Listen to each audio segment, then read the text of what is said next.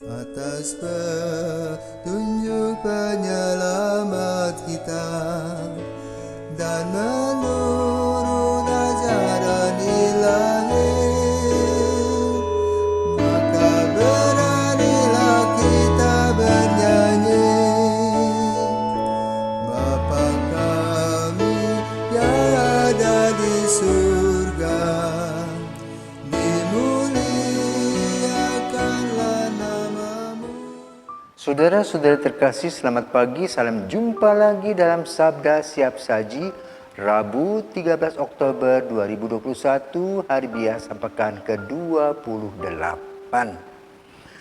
Marilah kita berdoa karena Bapa dan Putra dan Roh Kudus. Amin.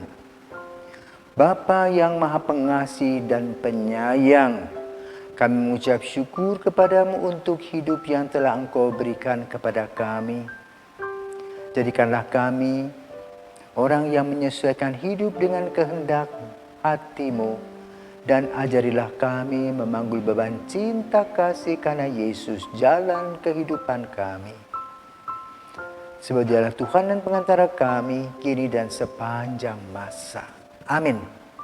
Tuhan bersamamu dan bersama rohmu. Inilah Injil Yesus Kristus menurut Lukas. Dimuliakanlah Tuhan. Lukas bab 11 ayat 42 sampai dengan 46. Sekali peristiwa Yesus bersabda, "Celakalah kalian, hai orang-orang Farisi, sebab kalian membayar persepuluhan dari selasi, inggu, dan segala jenis sayuran, tetapi kalian mengabaikan keadilan dan kasih Allah.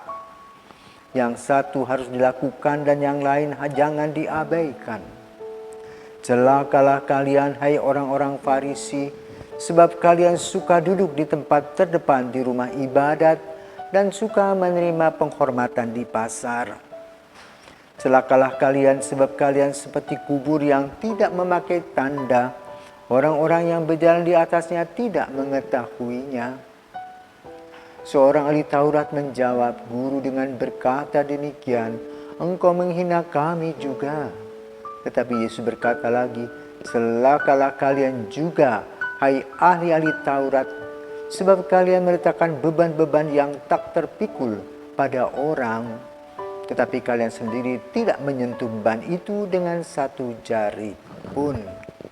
Demikianlah sabda Tuhan. Terpujilah Kristus.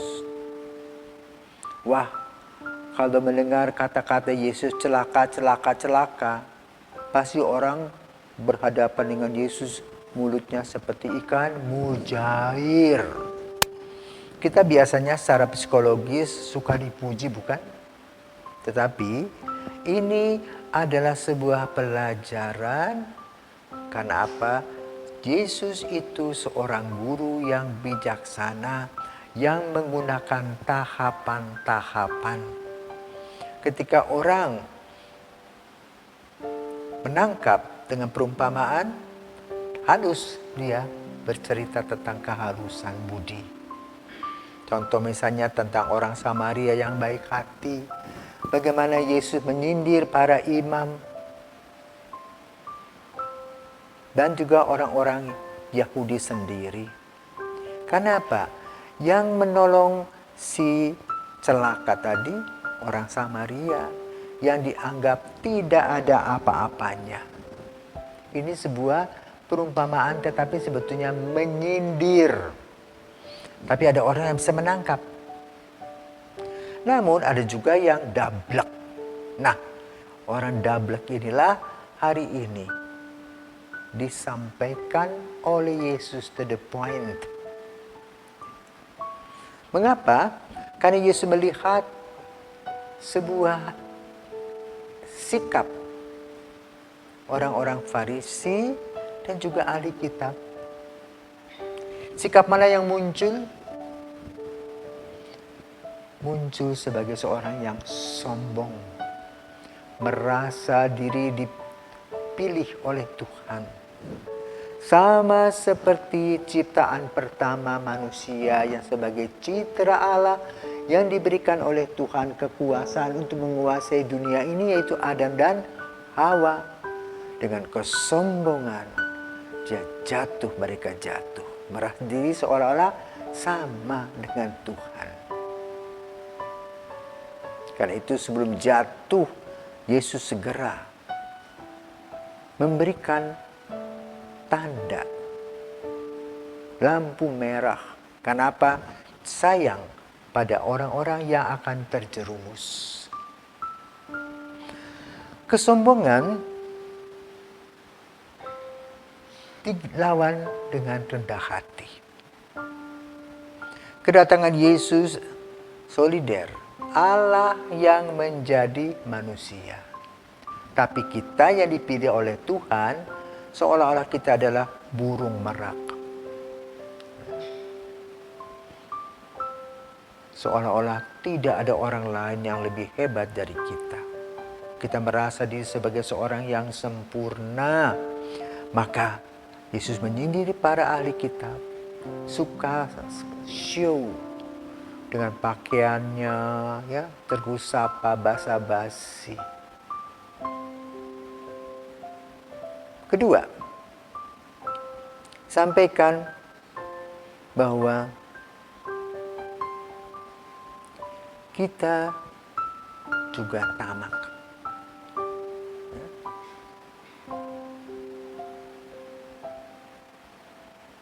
Dengan apa? Kekuasaan tadi. Makanya Yesus menyindir ahli Taurat. Mereka membuat peraturan, tetapi ujung-ujungnya adalah untuk mendapatkan keuntungan pribadi secara terselubung. Korupsi terjadi. Kenapa? Ingat diri dan tidak mengasihi orang. Maka Yesus mengajarkan para ahli Taurat. Siapakah mereka sebetulnya? Ahli Taurat adalah orang yang memang mempertahankan kitab suci, ya, melihat dari gulungan-gulungan kitab, sejarah keselamatan Israel. Dan itu memang ada hukum-hukumnya, tetapi pada saat itu mereka justru menyalahgunakan untuk mencari kepentingan pribadi. Demikian pula para orang-orang Farisi sama. Mereka adalah orang-orang yang kaku. Maka tidaklah mengherankan kalau ada seorang wanita atau seorang pria yang menikah dengan suku bangsa lain, dia dihempaskan. Dan itu dimasukkan dalam kelompok Samaria. Tidak murni lagi. Inilah hukum sebetulnya positif, tetapi dibuat dengan tadi kesombongan. Dan caranya dengan marah. Menampakkan diri sebagai orang yang hebat. Marah-marah dengan telunjuk begini, lalu menghukum orang. Lalu yang ketiga, lihat. Kamu itu seperti kuburan. Kalau dibongkar berusak, bau busuk. Hanya show saja. Makanya sering orang iri hati dan dengki.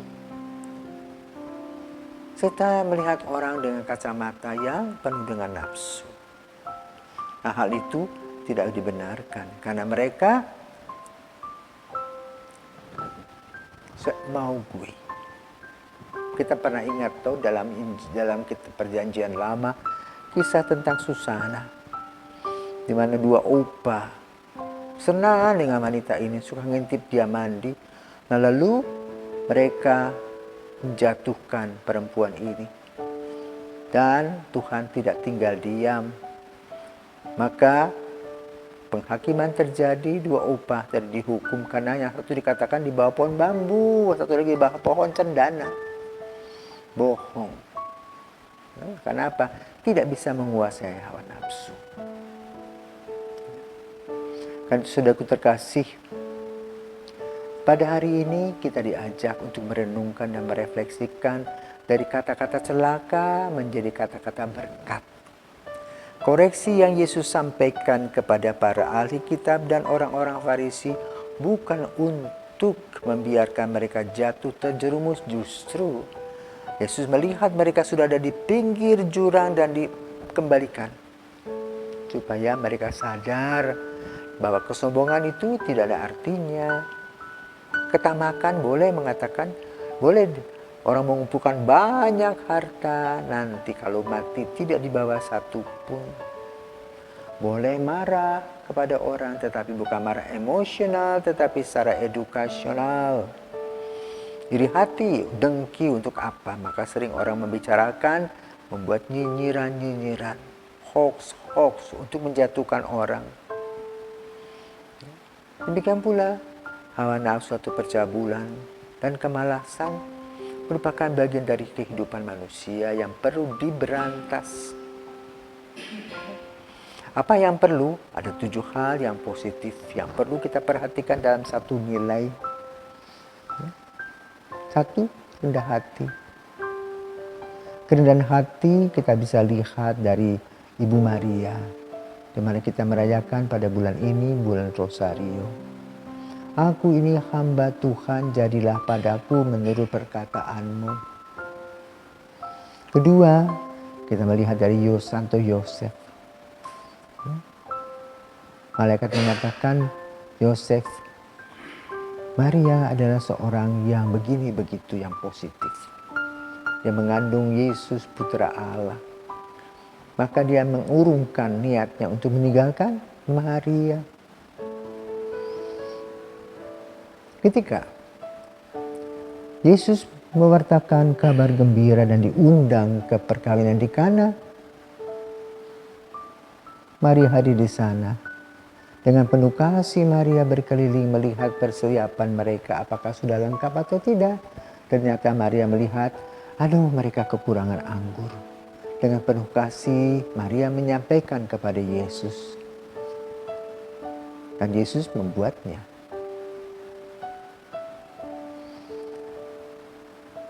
Juga kesabaran. Kesabaran. Bagaimana Elizabeth dan Zakaria menunggu lama sekali kelahiran Yohanes Pembaptis. Dengan kesabaran mereka mendapatkannya. Yang keempat adalah kebaikan hati. Selalu berbuat baik, membantu orang-orang yang memerlukan. Contoh kita melihat bagaimana Maria dan Marta bersama Lazarus selalu baik hati kepada Yesus dan kepada para muridnya, para rasulnya, untuk mereka mengasuh, duduk-duduk makan, istirahat di tempat mereka untuk melanjutkan perjalanan. Baik hati. Yang kelima adalah penguasaan diri. Penguasaan diri kita harus mengatakan apa? Kita mengatakan cukup. Jangan selalu kurang.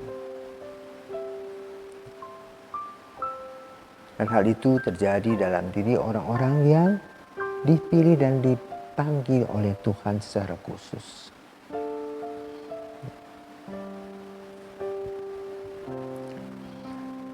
Yang keenam adalah pengemurnian yang melawan percabulan.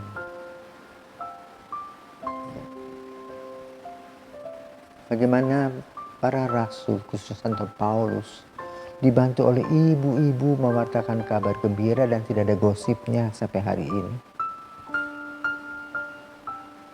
Kenapa? Murni mewartakan Yesus bersama para wanita yang dipilih oleh Tuhan untuk membantu mereka. Juga dengan ketekunan. Dan dengan ketekunan para murid perdana berjalan dari satu tempat ke tempat yang lain, mewartakan kabar gembira seperti Petrus dan Paulus yang bermukim di Roma, sehingga Katolik kita adalah Katolik Roma.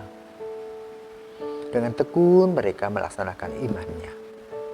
Nah, saudara, ada 7 hal tadi yang perlu kita perhatikan, sehingga kita boleh mengisi hari-hari kita dengan semangat rendah hati, penuh dengan kasih dan kesabaran, baik hati dan juga bisa menguasai diri, tidak asal bunyi dan marah. Juga secara pikiran, memurnikan hati dan pikiran. Sehingga dengan tekun kita juga melaksanakan kehidupan kita sehari-hari, menimba hidup dari sumur kehidupan Yesus. Sedikit demi sedikit menjadi bukit. Semoga apa yang disampaikan oleh Yesus, teguran secara persaudaraan dengan cukup tegas dan disiplin, tetapi bertanggung jawab, menggambarkan pertanggungjawaban Yesus terhadap mereka yang lupa diingatkan. Mungkin pada saat ditegur orang sakit hati, tetapi ketika sadar baru berterima kasih. Dan inilah tugas orang tua terhadap anak-anak. Berani menegur sejak kecil. Jangan membiarkan anak-anak itu semaunya. Dia harus tahu yang baik, yang buruk, yang salah dan benar sejak kecil. Kalau sudah besar ditegur, sakit hati. Tapi kalau sudah biasa ditegur, maka anak-anak ini cepat refleksif dan bersyukur untuk teguran-teguran penuh dengan kasih dan kesetiaan. Semoga anak-anak kita diberkati Tuhan. Selamat pagi.